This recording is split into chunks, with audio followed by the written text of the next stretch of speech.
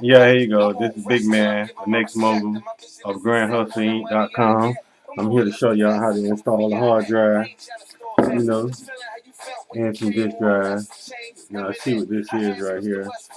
Your basic IDE, 22 pin, 24 pin, power supply. Here to show y'all how y'all go ahead and install this thing to your computer. But at first, as y'all see, we already got one in here. We have a multi-tag, which is a SATA. If you can see that. Check that out for you so you can see. This is the SATA plug that goes to your motherboard. To your motherboard right here, and this is the SATA plug that goes to your power. But as you can see, we're using this power for this. So I'm going to show you how to do it right now.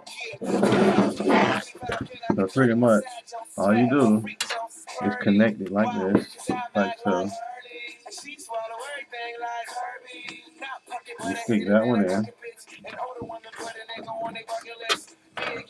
Take this one here, and this one is the one that you go into here.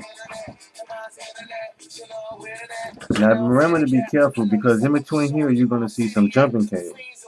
There's going to be jumpers to make it your master drive, your slave drive, or just partition it in different ways, or not to use it at all. So make sure you be careful for that there.